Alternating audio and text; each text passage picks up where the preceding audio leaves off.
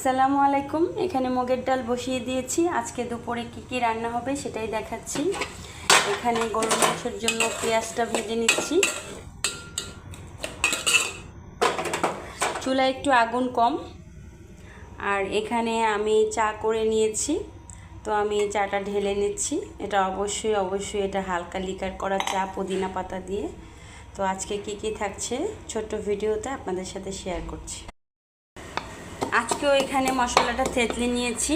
এখন একদম সমান আদা রসুন দিয়ে দিচ্ছি, কারণ গরুর মাংসের মধ্যে সমান দিতে হয়, খাসির মাংসের মধ্যে সমান দিতে হয়।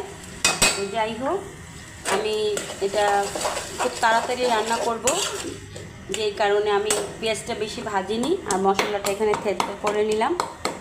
এখন আমি গরুর মাংসটা দিয়ে দিব। আমার ভিউয়ার্স বন্ধুরা, গরুর মাংসের সমস্ত উপকরণ দিয়ে দিয়েছি। এখন আমি মাংসটা দিয়ে দিব। এখানে আধা কেজির একটু বেশি আছে। সব কিছু দেওয়া হয়ে গিয়েছে, এখন শুধু গরম মশলাটা বাকি। তো গরম মশলাটা আমি থেতলে নিয়েছি। আর এখানে তো আমি মুগের ডাল বসিয়ে দিয়েছি। আজকে ছোট্ট এই ভিডিও আপনাদের জন্য করলাম এজন্য যে আমি প্রতিদিন কী করি টুকটাক সব কিছু আপনাদের সাথে শেয়ার করব। সুন্দর করে হয়তো ভিডিও করতে পারি না, বাট আমি যেহেতু কাজে চলে যাই, তো যাই করি সেটাই আপনাদের সাথে শেয়ার করছি, তুলে ধরছি। এখন ঢেকে দিব কষানো পর্যন্ত। আজকেও আলু দেওয়া হবে না, তো আমার পাশেই থাকেন। আমার ভিউয়ার্স বন্ধুরা, এই যে দুপুরের মাংস তরকারিটা কষানো হয়ে গিয়েছে, একটু পরে পানি দিয়ে দিব। আর এখানে আমার মুগের ডাল হয়ে গিয়েছে, সব মশলা দিয়ে দিয়েছি, সামান্য ধনিয়া, জিরা, হলুদ, কাঁচামরিচ, আদা রসুন। এখন আমি এটা বাগার দিয়ে নিব। আর এখানে আমার মাংসটাও অর্ধেক কষানো হয়ে গিয়েছে।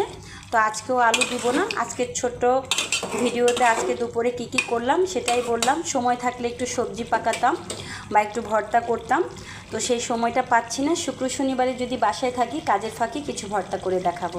তো আমার ভিউয়ার্স বন্ধুরা, আমার চ্যানেলটি ভালো লাগলে সাবস্ক্রাইব করবেন, অবশ্যই আমার পাশে থাকবেন। আর আপনারা কোনো কমেন্ট করলে আমি উত্তর দিব। আর যদি কোনো রান্না আপনাদের ভালো লাগে অবশ্যই আমাকে বলবেন, আমি রান্না করেই দেখানোর চেষ্টা করব। সময় আমার জন্য দোয়া করবেন, আমার কোচিং সেন্টারের জন্য, আমার স্কুলের জন্য, যেন আমি সুন্দরভাবে এগিয়ে যেতে পারি। শুভ দুপুর, আল্লাহ হাফেজ।